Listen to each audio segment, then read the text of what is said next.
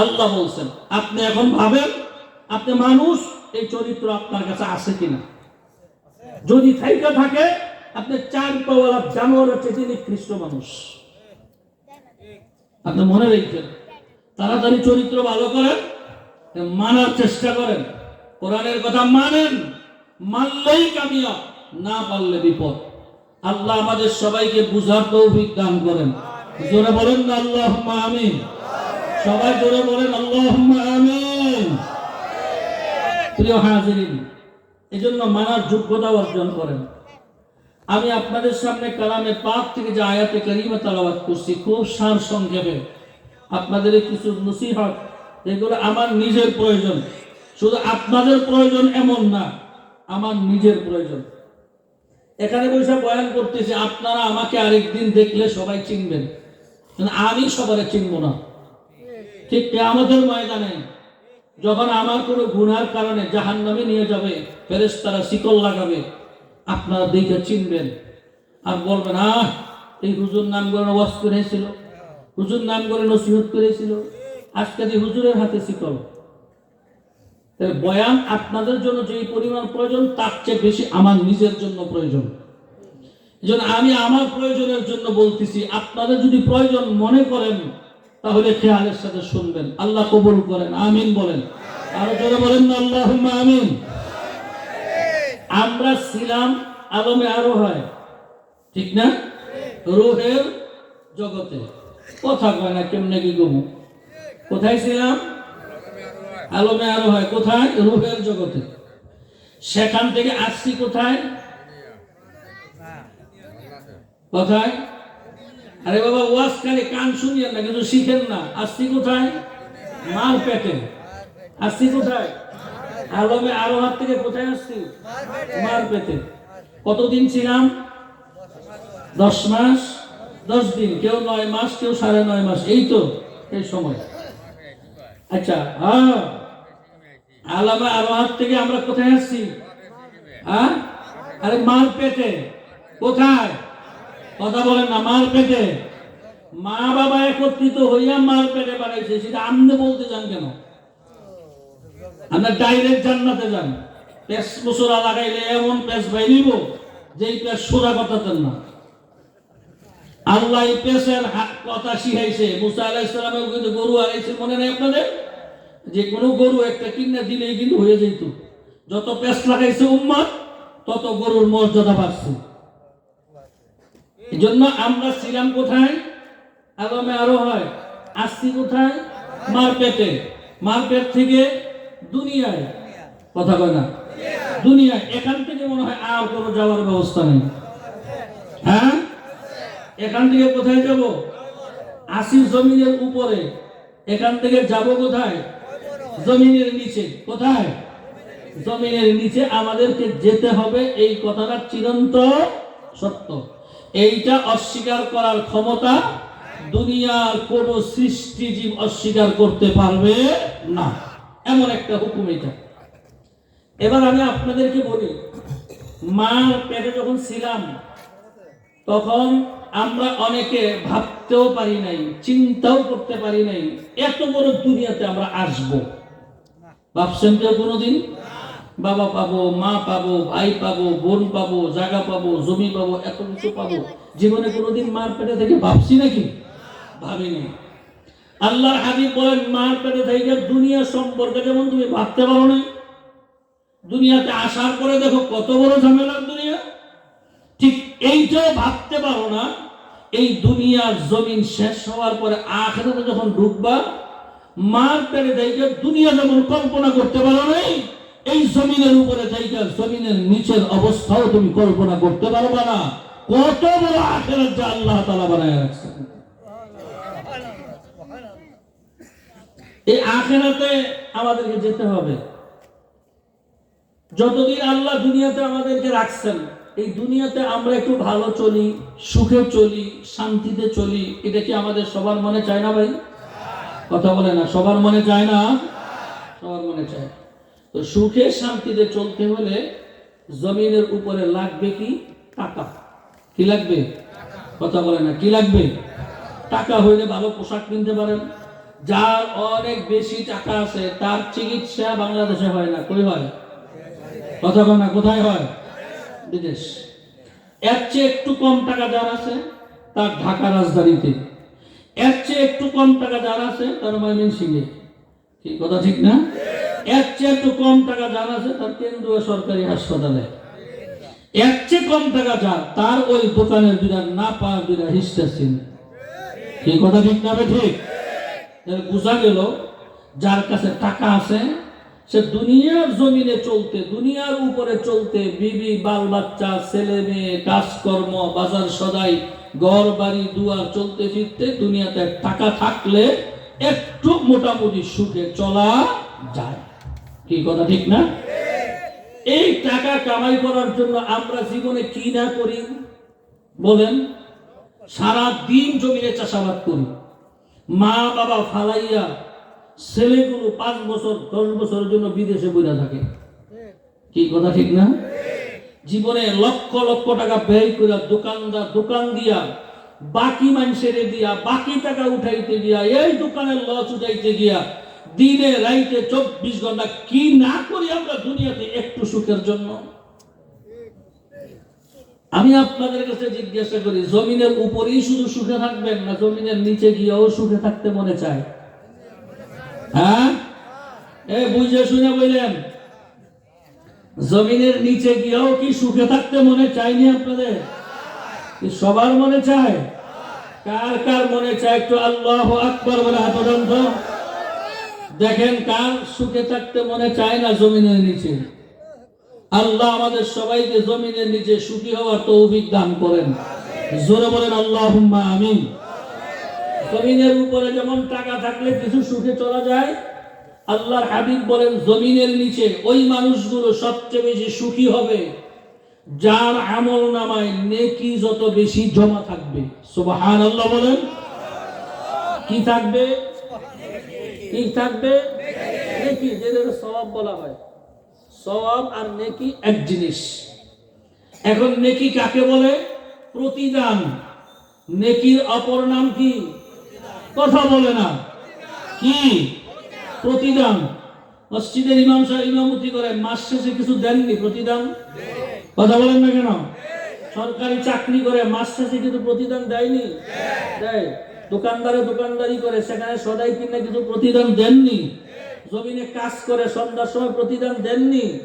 আল্লাহর হাবিব বলেন আল্লাহ পাক যা আদেশ করছেন, আল্লাহ পাক যা নিষেধ করছেন, আমি নবী যা তোমাদেরকে বইলা গেলাম, তোমরা আমার নবীর কথা, আমার আল্লাহর কথা যে যেই ভাবে মানো, যখন মানো, যেমনে মানো, সাথে সাথে ওই আমলের প্রতিদান তার বিনিময় আমি আল্লাহ তোমাদেরকে সাথে সাথে ফেরেশতার মাধ্যমে দিয়ে দিই।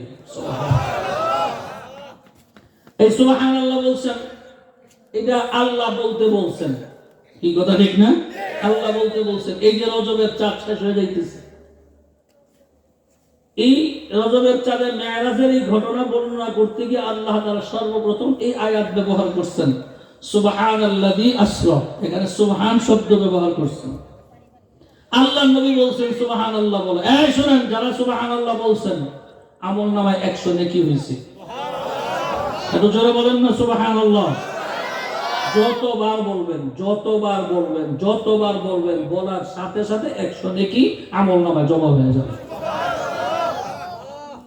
আল্লাহ এটা মিস করবে না। আপনি কাউকে দান করলেন, প্রতিদান সাথে সাথে দিয়ে দিবেন। কাউকে সালাম দিলেন, আসসালামু আলাইকুম ওয়া রাহমাতুল্লাহ, সাথে সাথে 90 নেকি আমলনামায় জমা হয়ে যাবে। আপনি কাউকে উপকার করলেন, তার প্রতিদান দিয়ে দিবেন। আপনি 3 দিনের জামাতে গেছেন, তার প্রতিদান দিয়ে দিবেন। আপনি ফজরের নামাজ আদায় করছেন, নামাজের প্রতিদান দিয়ে দিবেন। সেজদা দিবেন, সেজদার প্রতিদান, রুকুর প্রতিদান, যা আমল করবেন সমস্ত আমলের প্রতিদান আল্লাহ তাআলা তার নবীকে জানাইছেন। প্রতিদান কি পরিমাণ হবে, ওই পরিমাণ মতো প্রতিদান আল্লাহ ফেরেশতার মাধ্যমে আপনার আমলনামায় জমা করে দিবেন। জোরে বলেন সুবহানাল্লাহ। একটা আমল আছে, একটা অর্ডার আছে আল্লাহ, যেই অর্ডারটা আল্লাহ এমন ভাবে করছেন, এই অর্ডারটা যেই বান্দা বান্দি পালন করবে তার নেকি আল্লাহ নবীর কাছেও বলেন নাই যেই বান্দা পালন করবে তার এই পরিমাণ নেকি দিব, এটা আল্লাহ বলেন নাই। এইটা দুনিয়ার কোন ফেরেশতারাও জানে না। এই প্রতিদান যে কি হবে আল্লাহ বলেন এই প্রতিদান আমি নিজে দিব। সুবহানাল্লাহ, জোরে বলেন না। কয়টা কাজ? কার কাজ? আল্লাহর কাজ। সেটা কি? রমজানুল মুবারকের রোজা। রমজানের রোজা যে আল্লাহর জন্য রাখে তার প্রতিদান দুনিয়ার কেউ তারা বন্টন করে দিবে না, ফেরেশতাও দিবে না, নবীও দিবে না। শুধু এতটুকু আল্লাহ তাআলা হাদিসে কুদসি নবীজি আমাদেরকে শুনাইছেন, আস-সাওমু লি ওয়া আনা আজজি বিহি। যেই বান্দা রোজা আল্লাহর জন্য রাখে আল্লাহ সেই বান্দার জন্য হইয়া যায়। সুবহানাল্লাহ। আর বাকি প্রতিদান আল্লাহর সাথে সাথে দিয়ে দেন। সুবহানাল্লাহ, জোরে বলেন। এটা আল্লাহর কাম করলে লস না লাভ? নবীর কাম করলে লস না লাভ? লাভের কাম করেন না কেন? ভূতে ধরছে, এই ভূতে ধরছে, শয়তান নামক ভূত আপনার কাঁধে চাপছে, তো লাভের কাম করেন না কেন? বললেই লাভ, শুনলেই লাভ, চললেই লাভ। আল্লাহু আকবার। যা করেন তা লাভ। যা যত এই যে মাহফিলে বসে রয়েছেন, যতক্ষণ বসে আছেন ততক্ষণ আমল নামার মধ্যে কোনো গুনাহ লেখা হয় না, খালি সওয়াব আর সওয়াব, সওয়াব আর সওয়াব, নেকি আর নেকি। এরপরেও মানুষ বসে না, ঠিক না ভাই? জোরে বল। মাহফিলে 9:30টার দিকে আইসা যেই লোকটি দেখছে মানে সেই লোকটি নেই, এরপরেও বসে না, এরপরে লাভের কাম বসে না। অথচ যদি আজকে ইমাম সাহেব খবর দিতেন বলে রাত্রে 12টার সময় মাগরিব থেকে নিয়ে 12টা পর্যন্ত বা 1টা পর্যন্ত যারা এই মাহফিলে বসে থাকবো, মুনাজাতের পরে তাদেরকে 1000 করে টাকা দেওয়া হবে। কি বুঝলেন? হ্যাঁ, সুবহানাল্লাহ। মানুষ গাড়ি ভাড়া করে আইলে ঠিক না বেটি? লাভের কাম দুনিয়ার লাভটা বুঝেন রে বাবা। জমিনের নিচে গেলেও যে তোমার সুখে থাকতে হইলে নেকি তোমার কামাই করতেই হবে, এর বিকল্প চিন্তা করার কোনো সুযোগ নাই। আল্লাহর হাবিব বলেন হযরত ফাতেমা রাদিয়াল্লাহু তাআলা আনহাকে ডাক দিয়া বলতেছেন, হে ফাতেমা, কবরে যাওয়ার পরে যদি তুমি আমির নবীর পরিচয় দাও যে আমি রাহমাতুল লিল আলামিনের মেয়ে, আমি আখিরি জামানার মেয়ে, আমি আখিরি জামানার নবীর মেয়ে, আমি শেরে আলী হযরত আলীর স্ত্রী, আমি হাসাইন হুসাইনের মা, এই পরিচয় যদি তুমি কবরে গিয়া ফেরেশতাদের সামনে যদি তুমি বর্ণনা করো, আমি নবী তোমারে শুনাইতেছি, কবরের ফেরেশতারা কারো পরিচয় শুনতে চায় না। কবরের ফেরেশতারা কোন নবীর পরিচয় চায় না, কবরের ফেরেশতারা কোন ব্যক্তির পরিচয় চায় না, কোন পীর বুজুর্গের পরিচয় চায় না। ফাতেমা, যদি তোমার আমলনামায় যদি নেকি ভালো থাকে ফেরেশতারা তোমার সাথে ভালো ব্যবহার করবে, আর যদি তোমার আমলনামায় নেকি জমা না থাকে ফেরেশতারা তোমাকে ডান পাশের মাটি বাম পাশের মাটি এমন চাপ মারবে, এক পাশের হাড্ডি গুলো আরেক পাশে ঢুকাইয়া ফেলাইবে। এবার আপনারা বলেন তো, আমরা এই জমানার মধ্যে চরমনার হুজুর বলেন, আহমদ শফি সাহেব বলেন, বাইতুল মুকাররমের খতিব বলেন, যত বুজুর্গ বাংলাদেশে আছে তথা সারা দুনিয়াতে আছে, আপনারা বলেন তো ফাতেমার চাইতে তাদের মর্যাদা বেশি না কম? ঘুমাইতেছে। ফাতেমার মর্যাদা বেশি না ওলি আল্লাহদের মর্যাদা বেশি?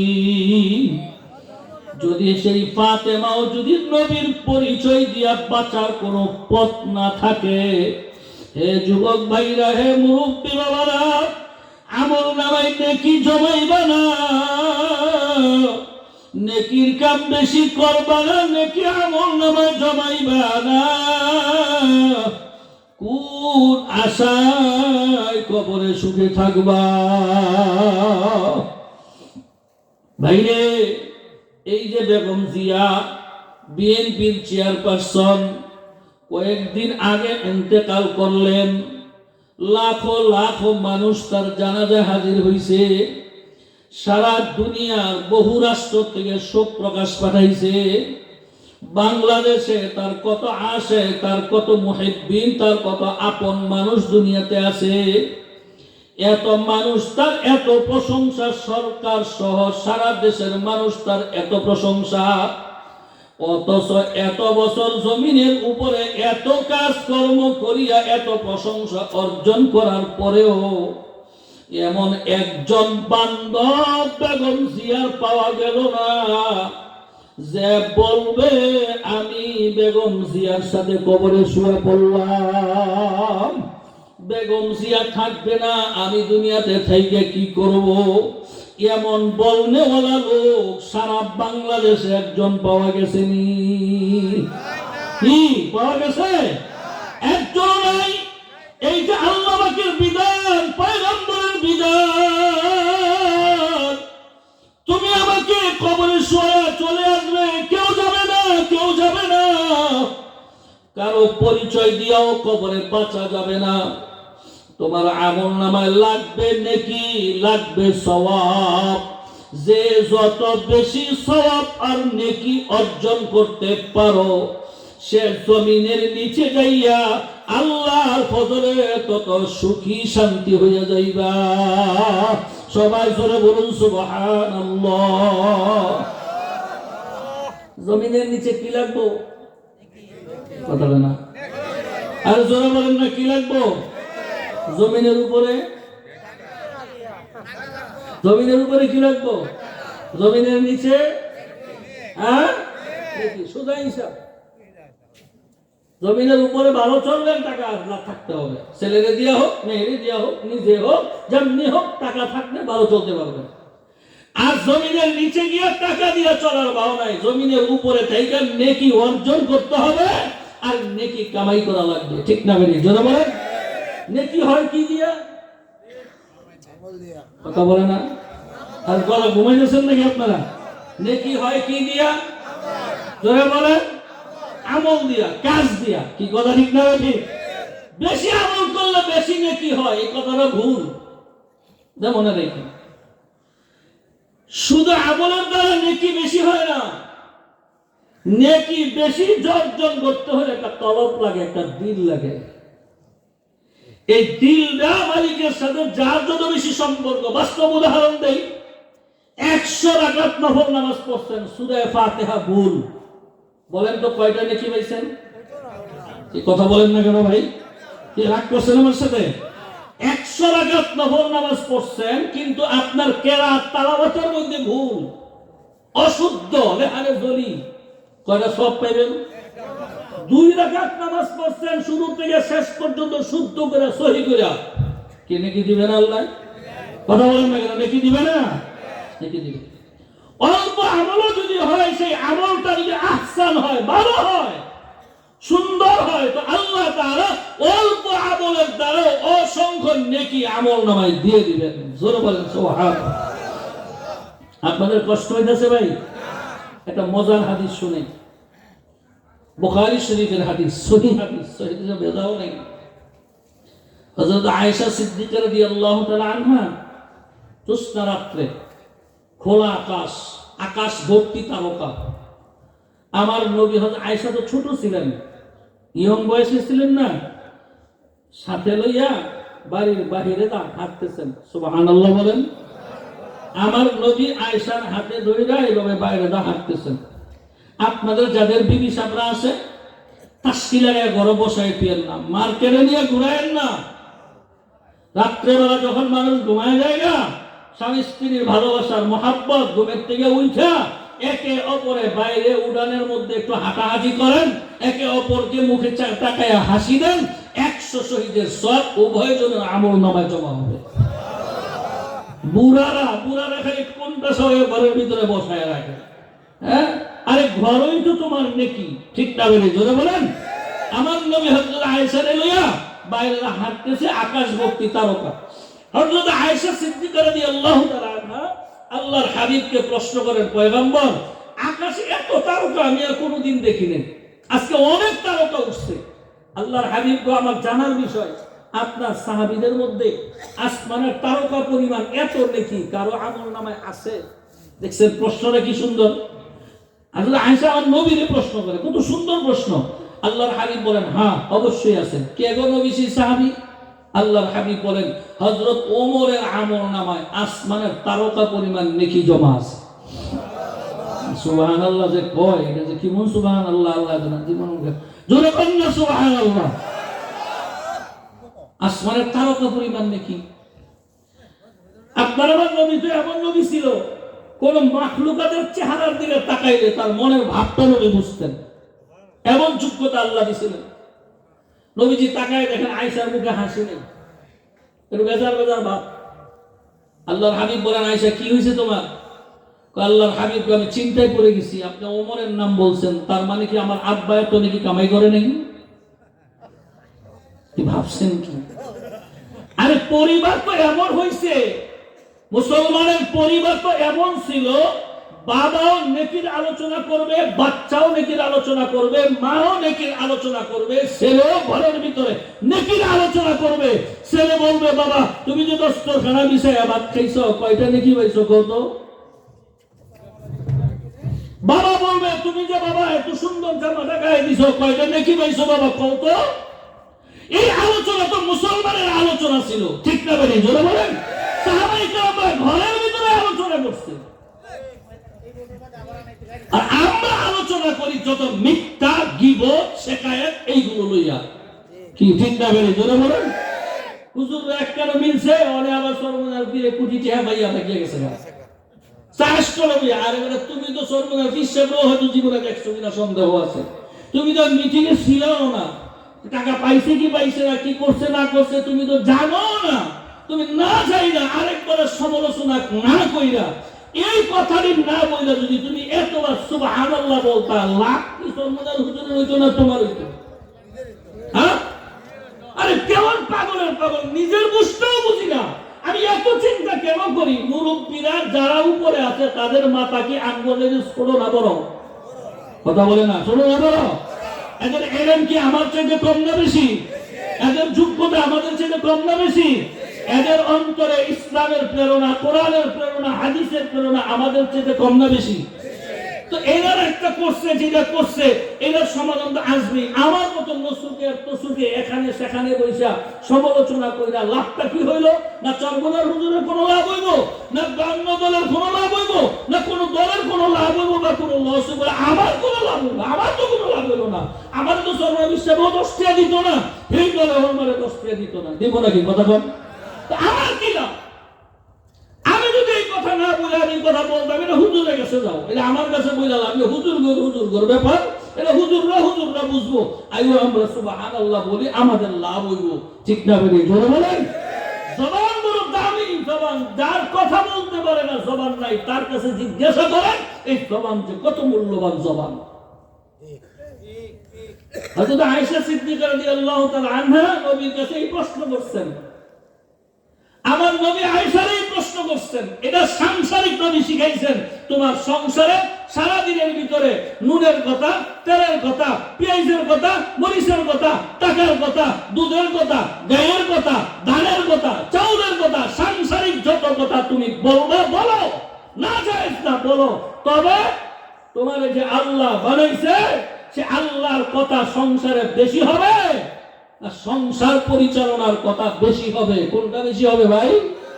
কার কথা বেশি হবে? আল্লাহ রাসূলের কথা বেশি হবে, ঠিক না বেরি? জোরে বলেন। নবীজি বলেন আয়েশা কেমন জানি তোমার কাছে লাগতেছে। আয়েশা সিদ্দিকা কি সুন্দর একটা উত্তর দিয়েছেন, আল্লাহু আকবার, খুব মজা লাগে উত্তরটা। হযরত আয়েশা বলেন আল্লাহ এবং আল্লাহ রাসূল ভালো জানেন। সুবহানাল্লাহ, জোরে বলেন না সুবহানাল্লাহ। ওই এলাকার মা বোনেরা আপনারা সজাগ আছেন কিনা জানি না, আমি আপনাদেরকে বলবো যদি সজাগ থাকে তো ভালো, শুনে রাখেন। আপনারা গিয়ে সকালবেলা রাত্রেবেলা জানাই দিবেন, কোন স্ত্রী যেন স্বামীর সাথে সুখে দুঃখে কষ্টে আরামে আয়েসে ইচ্ছায় অনিচ্ছায় যেন স্বামীর মনে কষ্ট দিয়ে যেন কথা না বলে, তারা যেন শিখে হযরত আয়েশার কাছ থেকে, তারা যেন শিখে ফাতেমার কাছ থেকে যে তারা স্বামীর সাথে কি আচরণ করছে। প্রত্যেকটা স্ত্রী যদি তাদের মতো আচরণ করে, তো আল্লাহর কসম, আল্লাহর কসম, আল্লাহর কসম, প্রত্যেকটা নারীদেরকে আল্লাহ তাদের সাথে জান্নাতে উঠাই দিবেন। সুবহানাল্লাহ। আল্লাহর হাবিব বলেন, আয়েশা শোনো, ওমরের সারা জীবনে আসমানের তারকা পরিমাণ নেকি কামাই করছে। আর তোমার বাবা, আমারও বাবা, আমার শ্বশুর, আমার প্রিয় সাহাবী হযরত আবু বকর সিদ্দিক রে আমার আল্লাহ এক রাত্রেই আসমানের তারকার চাইতে বেশি নেকি দিয়া ফেলেছে। কি বুঝলেন? বুঝলেন কি? ওমর সারা জীবনে কামাই করছে আসমানের তারকা পরিমাণ, আর আবু বকর কথা বলেন না কেন? জোরে বলেন না কেন? করাইতে এক রাইতেই কামাই করছে সারা আকাশের তারকার চেয়ে বেশি নেকি। তাহলে বোঝা গেল এই নেকি খালি সেজদাই নয়, শুধু বেশি নামাজে না, বেশি তাবলীগে না, বেশি জিকিরে না, হাজারো জিকির করে কলম ভালো না, হাজারো তাবলীগ করে কলম ভালো না, হাজারো টুপি আছে, পাঞ্জাবি আছে, জুব্বা আছে, এলেমের ঘাটতি আছে, কলম ভালো না, তার আমল নামায় একটা নেকিও জমা হবে না। কলবটা বড় দামি জিনিস। কলবটা কি? কথা বলেন। যে কেমন, সাদা না কালো, হলুদ না কালো রং, কি রং দেখা যায়? কথা বলেন না কেন? কি দেখা যায়? আল্লাহ যদি বলি যে একজন আল্লাহর আইন আমার হাতে দেন, দেখাইতে পারবে?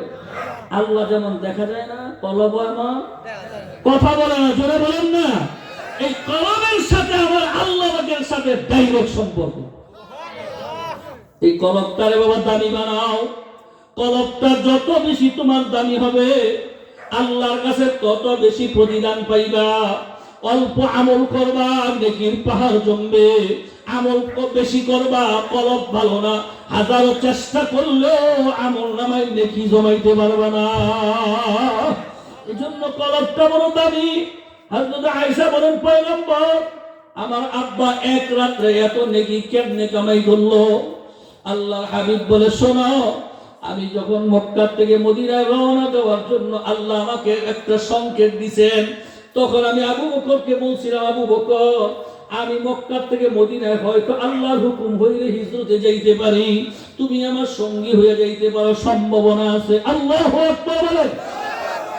প্রায় 6 মাস পার হওয়ার পরে যখন মক্কা থেকে মদিনায় রওনা দিবেন, এমন সময় তিনি যেই ঘরের মধ্যে ছিলেন, এই ঘরের চতুর্পাশে আরবের শ্রেষ্ঠ শ্রেষ্ঠ কাফেররা, শ্রেষ্ঠ শ্রেষ্ঠ মনীষীরা, অত্যন্ত শিক্ষিত লোকেরা, আরবের বড় বড় শিক্ষিত লিডাররা আল্লাহর হাবিবকে ঘরের চতুর্পাশে এমন ভাবে আটকাইছেন যে যেই দিক থেকে বের হবে সেই দিকেই তাকে আক্রমণ করবে, দুনিয়ার থেকে বিদায় করিয়ে দিবে। আরবের সেই সমস্ত কাফেররা শিক্ষিত ছিল না মূর্খ ছিল? কি শিক্ষিত? অনেক শিক্ষিত যারা ছিল, এরপরে নবীর অ্যারেস্ট করছে। নবীর অপরাধ কেন? তাওহীদের দাওয়াত দেয়। ঠিক না বলি? জোরে বলেন। কেন তাওহীদের দাওয়াত দেয়? একটা অপরাধে শিক্ষিত সমাজের লোকেরা, বড় বড় লিডাররা, বড় বড় মাতাওয়ালারা, বড় বড় শিক্ষিত লোকেরা আমার নবীকে দুনিয়ার থেকে চিরতরে বিদায় দেওয়ার পরিকল্পনা নবীর জামানায় করছে না করে নাই? আরো জোরে বলেন না বাবা, করছে না করে নাই? মনে রেখেন, এখনকার জামানায়ও আল্লাহর নবী বলছেন, কিয়ামত পর্যন্ত একদল কোরআনের উপরে, হাদিসের উপরে, হকের উপরে মজবুত থাকবে। আমার নবীর এই কথাটা সত্য না মিথ্যা? হ্যাঁ, কথা বলেন না কেন? সত্য না মিথ্যা? আমার নবী বলছেন, কিয়ামত পর্যন্ত জমিনের উপরে একদল মানুষ এমন থাকবে যাদের জীবন যদি চলে যায়, ইজ্জত যদি চলে যায়, মানও যদি চলিয়া যায়, প্রয়োজনে তাদেরকে যদি কতল যদি করা হয়, তারা একটা বিন্দু মাত্র আল্লাহ পাকের কালাম, আমার নবীর হাদিসের দেওয়া পথ থেকে একটুও তারা নড়বে না। এমন একদল দুনিয়াতে থাকবে না? থাকবে না? আল্লাহ হাবিব বলেন এমন দল যারা হবে তাদের সমালোচনাকারী হবে। দেখো না আমি নবীর কত সমালোচনাকারী, যারা সমালোচনা করে তারা কেউ মূর্খ না, তারা আরবের রাখাল না, তারা একেবারে দুর্বল বংশের লোক না, তারা সব ভালো বংশের লোক, উচ্চ শিক্ষিত লোক। তারা আমি নবীর বিরোধিতা করে ঘরের ভিতরে আটকায় ফেলাইছে। আল্লাহ পাক রব্বুল আলামিন পয়গম্বরের কাছে খবর পাঠাইলেন, আপনি সূরা ইয়াসিনের কিছু আয়াত তেলাওয়াত করুন, বালুর মধ্যে ফু দেন, এই বালুগুলি ঘরের চতুর্পাশে দিয়ে দেন। আল্লাহু আকবার বলেন। আল্লাহর হাবিব সূরা ইয়াসিনের কিছু আয়াত পড়লেন, বালুর মধ্যে ফু দিলেন, এই বালুগুলি ঘরের চতুর্পাশে ছিটকাইয়া দিলেন। আল্লাহ পাকের কি মহিমা! ঘরের ভিতরে বালু ছিটকাইছে, অথচ বালির কণা যাইয়া প্রত্যেকটা শিক্ষিত লিডার কাফেরদের চোখে ঢুকে গেছে। ঢুকাইছেন কে? তারা দুই হাতে অস্ত্র ফালাইয়া, তরবারি ফালাইয়া এইভাবে চোখ যখন কসলাইতেছে, আল্লাহর হাবিব এই ফাঁক দিয়ে বের হয়ে গেলেন। আল্লাহু আকবার! এই কৌশল শিখাইছেন কে? আরো জোরে বলেন, জোরে বলেন, কৌশল শিখাইছেন কে? আল্লাহ চিনো। এই মাতবরের গোষ্ঠী, সব কাম বুক দিয়ে হয় না, সব কাম বিবেক হয় না। কারণ বান্দার বিবেক, বান্দার মেমোরি, বান্দাকে আল্লাহ এমন একটা কলব দান করছেন, এমন একটা ব্রেন দান করছেন, এইটার সম্পর্ক দুনিয়ার কোন মানুষের না। এই সম্পর্ক একমাত্র কার সাথে? বান্দা জানে আর আল্লাহ জানে। আল্লাহ এই বান্দারে কেমনে হেফাজত করবে? দুনিয়ার কোন কল কলমে, দুনিয়ার কোন অস্ত্রে, দুনিয়ার কোন আইনে, কোন প্রশাসনে আল্লাহর বাঁচানো বান্দাকে কেউ ঠেকাইতে পারবে না। ঠিক না বেশি জোরে বলেন। জন্য কলমটা বড় দামি। আল্লাহর হাবিব বলেন, আয়েশা ঘর থেকে বের হইয়া সুজা আবু বকরের দরজায় হাজির হয়েছিলেন। আস্তে করিয়া গভীর রাত্র পাখিদের কিচির মিচির বন্ধ হয়ে গেছে, নিস্তব্ধ হয়ে গেছে। আমি দরজা দিয়ে দাঁড়াইয়া এমন আস্তে একটা ডাক দিছিলাম, আবু বকর, আবু বকর, একটা ডাক দিছি। এক ডাকের সাথে সাথে আবু বকর দরজা খুইলা বলে, লাব্বাইকা ইয়া রাসূলুল্লাহ, আল্লাহর নবী গো, আমি আপনার সামনে হাজির। আল্লাহর হাবিব বলেন, হে আবু বকর, এত গভীর রাত্রে, এত গভীর রাত্রে মানুষ ঘুমে বিভোর হয়ে যাওয়ার কথা, আর তুমি এত আস্তে একটা ডাক দিলাম, কেমনে দরজা খুলে দিলা? হযরত আবু বকর সিদ্দিক রাদিয়াল্লাহু তাআলা আনহু বলেন, পয়গম্বর, আপনি যখন আমাকে বলছিলেন মক্কা থেকে মদিনায় যাবেন, সম্ভবত আমি সঙ্গী হইতে পারি, ওই দিন থেকে আজকে প্রায় 6 মাস অতিবাহিত হইয়া যায়। আমি আবু বকর আমার পিঠটা আমি বিছনায় লাগাই না, সারা রাত্র আমি এই দরজার মধ্যে পিঠটা ঠেকাইয়া, কানটা দরজার সাথে লাগাইয়া আমি দাঁড়াইয়া থাকি। আমার নবী কখন আসবে আর কখন ডাক দিবে, এক ডাকের বেশি না জানি 2 ডাক লাগিয়া যায়। আল্লাহ বাবার এটা ওয়াজ করে বোঝানো যাবে না, এটা কলবের ব্যাপার, মুহাব্বতের ব্যাপার। এই কলবটা যার যত বেশি দাবি, তার অন্তরে মুহাব্বতের পাওয়ারও তত বেশি দাবি। আজকে বাবারে কত মানুষ দাঁড়িয়ে রেখেও সিগারেট খায়, দাঁড়িয়ে রেখেও বিড়ি খায়, হজ কইরাই ঘুষ খায়, সুদ খায়। কত আলেম নামাজ ছেড়ে দেয়, ঘুমের মধ্যে ছেড়ে দেয়, কত রকমের অপকর্মে লিপ্ত হয়ে যায়। আরে কত আলেমরা শরীয়ত মানে না, শরীয়ত প্রতিষ্ঠা করতে চায় না, এমন কত রকমের আলেম আছে, কত রকমের মানুষ দুনিয়াতে আছে না নাই? ভাইরা, এই মানুষের এত রকম কেন? শুধু মাত্র কলমের কারণে। যার কলমটা আমার মাওলার সঙ্গে যত বেশি লাগানো, তার কলমের ভিতরে আমার মাওলার জন্য তত বেশি মহব্বত জমানো। আল্লাহু আকবার। যার কলমটা আমার মাহবুবের সাথে যত বেশি সম্পর্ক আছে, তার কলমটার ভিতরে আমার মাওলার জন্য তত বেশি মহব্বত লাগে। তার অন্তরের ভিতরে আমার নবীর জন্য তত বেশি মহব্বত লাগে। সবার কাছে আমার নবীর ভালোবাসা নাই, সবাই আমার নবীরে ভালোবাসতে পারে না, কারণ সবার কলব ভালো না। এ আমার যুবক ভাইরা, মুরব্বী বাবারা, ভালো করে বুঝো, কলবটারে ভালো করো। আমার মাওলা সদা সর্বদা তোমার চোখের পানির দিকে যেই পরিমাণে তাকায়, তার চেয়ে বেশি তোমার অন্তরের ব্যথার দিকে তাকায়। তোমার জাহিরি সুরতকে আমার আল্লাহ যত বেশি দেখে, তার চেয়ে বেশি তোমার অন্তরকে দেখে, তোমার কলবকে আল্লাহ দেখে। যদি কলবটা একবার যদি মাওলার দিকে ঘুরাইয়া দিতে পারো, মুহূর্তে মুহূর্তে, মিনিটে মিনিটে, সেকেন্ডে সেকেন্ডে, শ্বাসে প্রশ্বাসে সব সময় আমল নামায় নেকি জমা হইতে থাকবে। সবাই জোরে বলুন সুবহানাল্লাহ। ভাইরা আমার, আল্লাহর হাবিব রওনা করলেন। হযরত আবু বকর সিদ্দিক রাদিয়াল্লাহু তাআলা আনহু যাইতেছেন।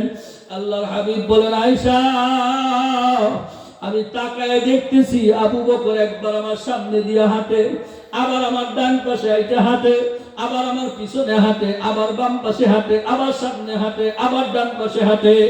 আমি জিজ্ঞাসা করলাম, আপনি এমন ভাবে হাঁটতেছেন কেন ঘুইরা ঘুইরা? হযরত আবু বকর সিদ্দিক রাদিয়াল্লাহু তাআলা আনহু বলেন, পয়গম্বর, আমি যখন আপনার ডান পাশ দিয়ে হাঁটি, তখন মনে হয় না জানি পিছন দিক থেকে না জানি কেউ আমার নবীর উপরে আক্রমণ করে। আমি যখন পিছন দিকে হাঁটি, না জানি বাম দিক থেকে কেউ আক্রমণ করে। আমি যখন বাম দিকে হাঁটি, না জানি সামনের দিক থেকে কেউ আক্রমণ করে। এই জন্য আমি ঘুইরা ঘুইরা হাঁটি। আমি আবু বকর জমিনে জিন্দা থাকতে আমার রাসূলের একটা পশমের মধ্যে আঘাত লাগবে, এইটা আমি আবু বকর বরদাস্ত করতে পারবো না। তাইরা এটা বয়ান করে আপনাদের কি বুঝাবো? এটা কলবের জিনিস। মুহাব্বত কলবে ঠিক মতন জমাইছে। যেই বান্দার অন্তরে আল্লাহর প্রতি, নবীর প্রতি যত বেশি কলবের ভিতরে মুহাব্বত যত বেশি ঢুকাইছে, এই মুহাব্বতের ধাক্কায় তাকে ফজরের সময় ঘুমাইতে দেয় না, তাকে তাহাজ্জুদের সময় ঘুমাইতে দেয় না। যেই মানুষটা কলবের ভিতরে আমার মাওলারে, আমার নবীরে ঢুকাইছে, জীবন গেলেও তার দ্বারা আল্লাহর নাফরমানি আমার নবীর তরিকার বাইরে চলবে না। আল্লাহর হাবিব বলেন, আয়েশা, আস্তে আস্তে হাঁটতে হাঁটতে গুহার ভিতরে ঢুকলাম। আল্লাহর হাবিব বলেন, আবু বকর, তোমার উরতটা একটু বিছাইয়া দাও। আমি তোমার উরতের উপরে মাথা দিয়ে একটু শুয়া পড়ি, বড় ক্লান্ত লাগতেছে। আল্লাহর হাবিবের মাথা আবু বকরের উরতের উপরে। আল্লাহু আকবার! আরে কি ভাগ্যবান, কি কমলওয়ালা! আল্লাহর হাবিবের মাথা আবু বকরের উরতের উপরে দিয়া, ডান উড়াতে দিয়ে পয়গম্বর শুয়ে পড়ছেন। বাম পাওটা মেলানো আছে। তাকাইয়া দেখে ছোট্ট ছোট্ট কিছু গর্ত দেখা যায়। গর্তগুলো আস্তে আস্তে এদিকে পাও নাড়ানো যায় না, কারণ নবীজির না জানি ঘুম ভেঙে যায়। ডান পাও নাড়ানোর কোনো সুযোগ নাই। বাম পাও দিয়া, বাম হাত দিয়া, ডান হাত দিয়া যতটুকু পারছেন নবী যেন কষ্ট না হয়, যেন আমার পাও না নড়ে, নবী যেন ঘুম না ভাঙে, এই দিকে দৃষ্টিকোণ করিয়া আস্তে আস্তে ছিদ্রগুলো বন্ধ করতেছিলেন। একটা ছিদ্র বন্ধ করার কিছু নাই। পাটা মুড়াটা গর্তের ভিতরে দিয়া যখন মজবুত ভাবে ধরলেন, এই গর্তের ভিতরে ছিল বিষাক্ত সাপ। এই সাপ আবু বকরের পায়ের মধ্যে আরে কি পরিমাণের কামড়, কি পরিমাণের ধ্বংস, কি পরিমাণের বিষ একের পরে আঘাত করতেছে, একের পরে কামড় দিতেছে, কামড়াইতে কামড়াইতে কামড়াইতে কামড়াইতে মুড়ার মধ্যে দাঁত বাড়াইয়া ফেলাইছে। আর সেই ব্যথা শরীরে ঢুইকা মাথার তালু থেকে পায়ের তালু পর্যন্ত কেমন জানি নীলের মতো হয়ে যাইতেছে। আরে কষ্ট! এইদিকে পাও নাড়াইতে পারে না, এই পাও নাড়াইতে পারে না, হাতও নাড়াইতে পারে না, শরীরও নাড়াইতে পারে না, কারণ না জানি আমার রাসূলের ঘুম ভাঙা যায়। আমার নবীর কেমন ভালোবাসা দিলে ঢুকাইছে রে বাবা! তুমি কেমন মানুষ! আজকে দাড়ি কামাইয়া আমার নবীর কলেজে আঘাত দাও, কাফের বেঈমানদের পোশাক পরে পরে আমার নবীর সুন্নতকে তিরস্কার করো।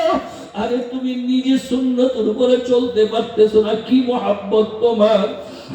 আবু বকর সাপের কামড়ও খায়, বিষও সহ্য করে, পাও নাড়ায় না। এই ব্যথা যন্ত্রণা সহ্য করতে করতে করতে করতে অনিচ্ছা সত্ত্বে এক ফোঁটা চোখের পানি আল্লাহর হাবিবের গাল মুবারকের উপরে পড়ে গেছে। পয়গম্বর জাগ্রত হয়ে, আবু বকর আপনার অনেক কষ্ট হচ্ছে মনে হয়। আল্লাহ রাসূল কষ্ট না, ঘটনা এই, আল্লাহর হাবিব আবু বকরের পাটা ধইরা টান দিয়ে আইনা জবান থেকে মুখে লালা বের কইরা যখন লাগাইয়া দিলেন, আল্লাহ পাকের কি কুদরত, সাথে সাথে দীর্ঘ সময়ের সাপের আঘাতের বিষ অল্প সময়ের মধ্যে যেন পানি হয়ে গেছে। এইরা আল্লাহ হাবিব বলেন, ও আয়েশা, ওই একটা রাত্র আবু বকর তার খলকটা যেইভাবে মাওলারে দেখাইছে, যেই ধৈর্য আর যেই শক্তি আর যেই কষ্ট আমার আবু বকর করছে, আমার আল্লাহ খুশি হইয়া ওই এক রাত্রেই তার আমলনামায় আসমানের তারকার চাইতেও আরো বেশি নেকি দিয়া ফেলাইছে। সবাই সরে বলুন না বাবা সুবহানাল্লাহ। বাবারে দীর্ঘ সময় আমি যে জিনিসটা বুঝাইতে চাইছিলাম, বাবারে কুরআনুল কারীমে আল্লাহ নিজে বলেন, আল্লাযী খালাকাল মাউতা ওয়াল হায়াতা লিয়াবলুয়াকুম আইয়ুকুম আহসানু আমালা ওয়া হুয়াল আজিজুল গফুর।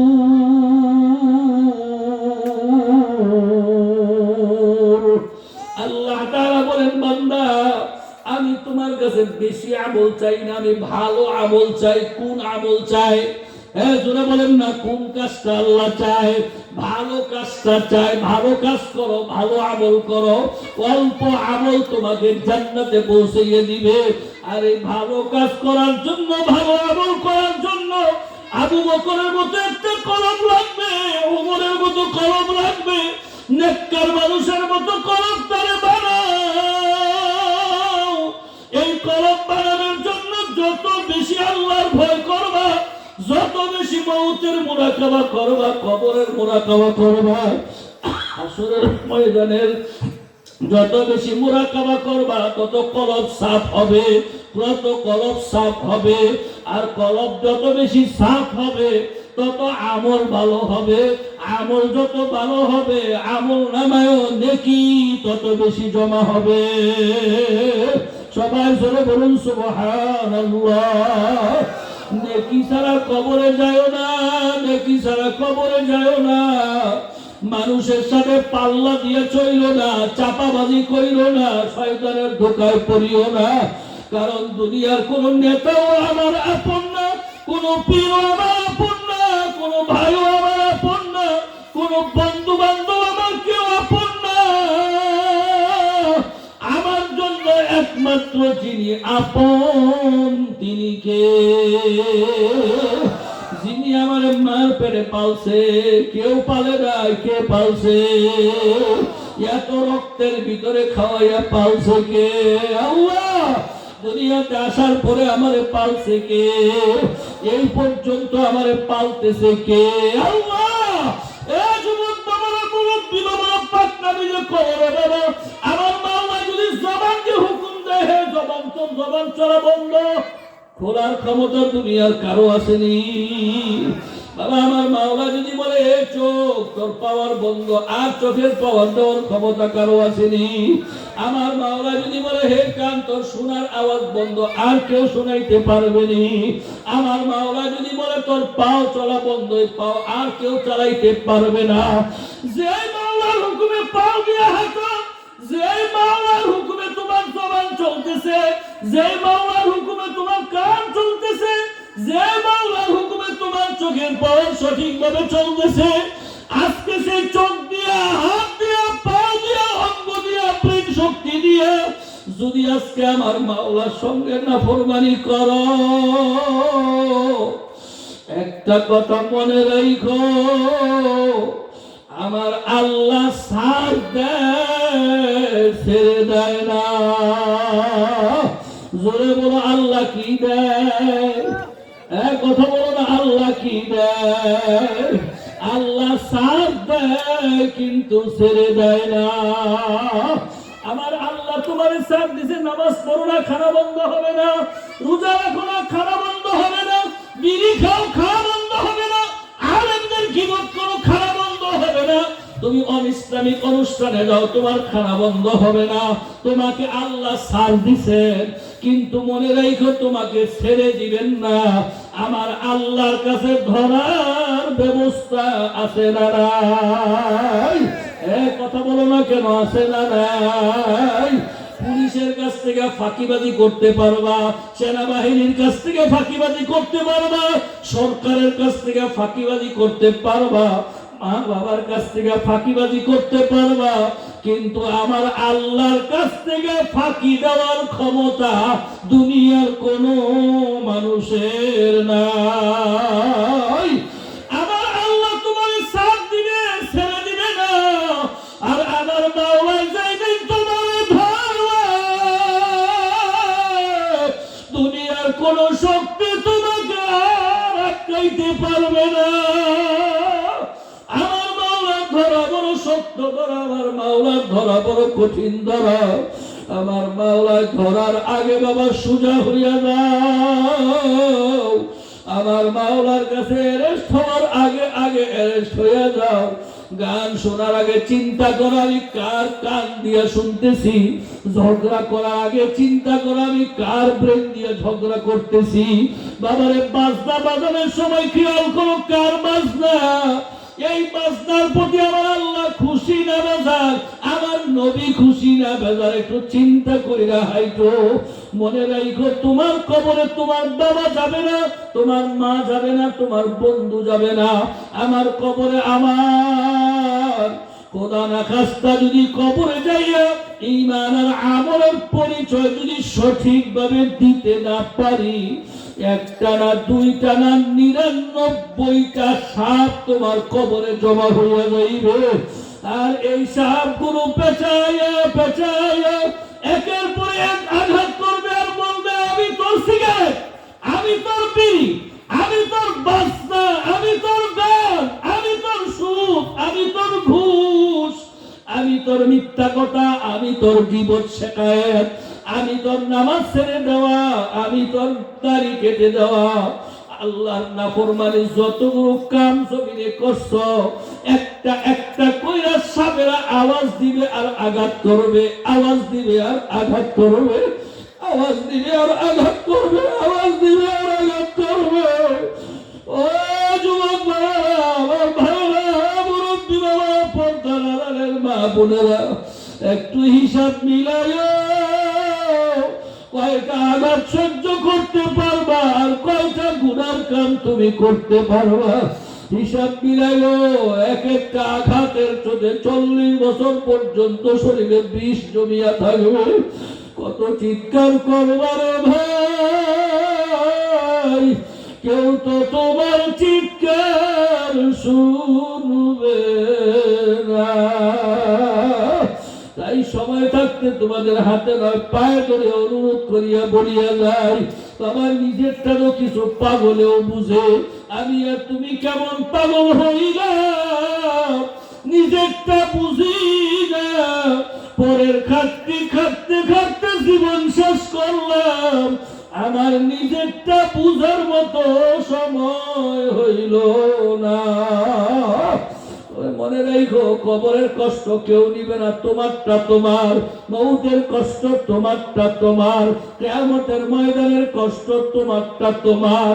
হিসাব মিলাইয়া যাও, মাওলার কাছে বেশি বেশি করিয়া দোয়া করো, আল্লাহ পাক রব্বুল আলামিন যেন আমাদের সবাইকে ঈমান ও আমল কামাই করিয়া কলবটারে পুত পবিত্র করিয়া আমার মাওলা পাকের সাথে ভালো সম্পর্ক করিয়া মাওলার কবরে যাওয়ার তৌফিক দিয়া দেন।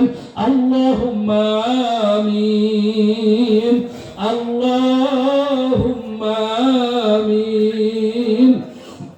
ও ঘরের মা বোনেরা, হাত উঠায় মাওলার দরবারে কান্দো আর মাপ চাও। মাগো একদিন এই ঘর দিয়া নতুন বউ হয়ে আসছে না গো মা। কত মানুষ শরবত খাওয়াইছে, কত মানুষ বাতাস করছে। এমন একটা দিন গো মা তোমার কাছে আসবে, যেই দিন তোমার সাদা পাঁচখানা নতুন কাপড় পরাইয়া, নতুন বউ সাজাইয়া তোমার এই ঘর থেকে চিরতরে বিদায় করিয়া দেবে। ছেলে কাঁদবে মা বলে, মেয়ে কাঁদবে মা বলে, জবাব তো আর দিবা না। ও মাবুদ, আমরা গুনাহগারের দল, পাপীর দল, আসামির দল, গোলামের দল। মালিক, বড় আশা করি আপনার শাহী দরবারে হাত উঠাইলাম। মেহেরবানি করি আপনি আমাদের সবাইকে কবুল করিয়া নেন। ইয়া আল্লাহ, আপনি যখন আমাদের দুনিয়ার জমিনে পাঠাইছিলেন, আমাদের আমল নামায় কোনো গুনাহ ছিল না, কোনো পাপ ছিল না, কোনো অন্যায় ছিল না রে মাওলা। নিষ্পাপ ছিলাম, বেগুনাহ মাসুম ছিলাম। মাওলা, এখন আমল নামার দিকে তাকাইয়া দেখি কত নামাজ সারিয়া দেওয়ার গুনাহ আমল নামায় জমা হয়ে রয়েছে। আল্লাহ, কত রোজা সারিয়া দেওয়ার গুনাহ আমল নামায় জমা হয়ে রয়েছে। আল্লাহ, ইয়া আল্লাহ, কত দাড়ি কামানের গুনাহ, সুদের গুনাহ, ঘুষের গুনাহ, পরের হক নষ্ট করার গুনাহ, কত মিথ্যার গুনাহ আমল নামায় জমা হয়ে রয়েছে। আল্লাহ, আল্লাহ, একটা গুনাহ নিয়ে যদি কবরে যাই, জাহান্নামের ফেরেশতারা তো আমাকে ছাড়বে না। ইয়া আল্লাহ, তোমার নবীজি বলছে, গুনাহগারেরা কিয়ামতের ময়দানে কাঁদতে কাঁদতে চোখের পানি শেষ হইয়া যাইবে, চোখ দিয়া রক্ত আসতে থাকবে, রক্ত শেষ হয়ে পুষ আসতে থাকবে, তব জাহান্নামের কান্না শেষ হবে না। আল্লাহ, ইয়া আল্লাহ, ইয়া আল্লাহ। ও আমার ভাইরা, চক্ষুরে বন্ধ করিয়া মাথার নিচের দিকে দিয়া তুমি তোমারে প্রশ্ন করিয়া দেখো তো, তোমার আমল নামায় কত গুনাহ জমা হয়ে রয়েছে। যদি মনে করো আমল নামায় গুনাহ আছে, দুই চোখের পানি সারিয়া দিয়া মাওলার দরবারে কান্দো, মাপ চাও। কান্না সারা গুনাহ মাফ হবে না। যদি কান্না না আসে, কান্নার ভান ধরো, মুখটারে বাঁকা করিয়া দাও। আল্লাহ, আমার মাওলা তো তোমার আমার দিকে চাইয়াই রইছে। ইয়া আল্লাহ, আমরা গুনাহ করিয়া ফেলাইছি, ভুল করিয়া ফেলাইছি, অন্যায় করিয়া ফেলাইছি। দেখো না রে মাওলা, তোমার বান্দারা কেমন ইতিমের লাগান, ভিক্ষুকের লাগান হাত বাড়াইয়া জীবনের গুনার কথা মনে করিয়া কারো চোখের পানি বের হয়ে গেছে, কেউ মুখটারে বাঁকা করিয়া ফেলাইছে, মুখটারে মলিন বানিয়া ফেলাইছে। ইয়া আল্লাহ, আমাদের ছেলেও মরে না, আমাদের গুনাহ হারায়ও না, গুনাহ করিয়া ফেলাইছি রে মাওলা, মাফ করে দেন গো মাওলা, মাফ করে দেন। আপনি যদি মাফ না করেন, বান্দার উপায় নাই। আল্লাহ, ইয়া আল্লাহ, ইয়া আল্লাহ, ইয়া আল্লাহ, মাফ করে দেন না আল্লাহ আমাদেরকে। আল্লাহ, গুনাহ মাফ না দিয়ে খালি আল্লাহ, আমাদের গুনাহ যদি এখনো মাফ না হয়, আর যদি রাত্রে মরিয়া যায়, কালকে তো এমন সময় ফেরেশতারা কবরে মায়ের শুরু করবে। মাওলা, তুমি কেমনে চাইয়া চাইয়া দেখবা তোমার বন্দারে মারে। আল্লাহ, আল্লাহ আমরা তোমার কুদরতি পায়ে ধরিয়া মাপ চাইতেছি রে আল্লাহ। আমাদের সকলের জিন্দগির সমস্ত গুনাহ খাতাগুলি মাফ করে দেন ইয়া আল্লাহ। কত আলেম ওলামাদের নিয়ে হাত উঠাইলাম, কত সাদা দাড়িওয়ালা মুরব্বী বাবাদের নিয়ে হাত উঠাইলাম ইয়া আল্লাহ। কত বেগুনা মাসুম তালিবুল ইলমদের নিয়ে হাত উঠাইলাম ইয়া আল্লাহ। জানি না এই মজলিসের ভিতরে কার দিলটা তোমার কাছে ভালো লাগছে, কার অন্তরটা তোমার কাছে বড় পছন্দ হয়ে গেছে, কার দুয়াটা তোমার কাছে ভালো লাগছে ইয়া আল্লাহ। তার উসিলায় তুমি আমাদের সকলের দোয়াকে কবুল করে নাও ইয়া আল্লাহ। আমরা যারা হাত উঠাইলাম জানি না আমাদের মধ্যে কার জানি জনম দুঃখিনী মা দুনিয়াতে নাই ইয়া আল্লাহ, কার জানি আব্বা নাই। প্রতিদিন কত মানুষের চেহারা দেখি, আব্বার মতো এমন একটা চেহারা আর দেখাইতে পারি না আল্লাহ। কত মানুষ কত মা গুলা ডাক দেয়, মার মতো এমন মায়ার ডাক তো আর কেউ দেয় না গো আল্লাহ। আল্লাহ জানি না এই মজলিসের ভিতরে কার মা অন্ধকার কবরে, কার বাবা অন্ধকার কবরে শুয়ে রয়েছে ইয়া আল্লাহ, ইয়া আল্লাহ। আমরা সন্তানেরা তোমার কুদরতি পায়ে দিয়া মা বাবার পক্ষ হইয়া মাপ চাইবো আল্লাহ। আমাদের প্রত্যেকের মা বাবার কবরকে আপনি বেহেশতের বাগান বানাইয়া দেন ইয়া আল্লাহ। দাদা দাদি নানা নানি স্ত্রী পুত্র আত্মীয় স্বজন পরিবার পরিজন সারা দুনিয়ার জমিনের নিচে যত মুমিন মুসলমান কবরে শুয়ে রয়েছে আল্লাহ, প্রত্যেকের কবরকে আপনি বেহেশতের বাগান বানাইয়া দেন ইয়া আল্লাহ। আমাদের মুসলমানদেরকে আকুনে খাওয়ার তৌফিক দান করেন আল্লাহ। সমাজের প্রত্যেকটা মুসলমানদেরকে আকুনে খাওয়ার তৌফিক দান করেন আল্লাহ। ইয়া আল্লাহ, আপনার হাবিবের খাতিরে আপনি আমাদের দোয়াকে কবুল করে নেন আল্লাহ। ইয়া আল্লাহ, আজকের মাহফিলে মাওলা যারা টাকা দিল, পয়সা দিল, খাটনি দিল, আমরা যারা হাজির হইলাম আমাদের কাউকে আপনি খালি হাতে ফিরাইয়া দিয়েন না ইয়া আল্লাহ, ইয়া আল্লাহ, ইয়া আল্লাহ। সুবহান রাব্বিকা রাব্বিল ইজ্জাতি আম্মা ইয়াসিফুন ওয়া সালামুন আলাল মুরসালিন walhamdulillahi rabbil alamin। সবাই বসেন 2-3 মিনিট।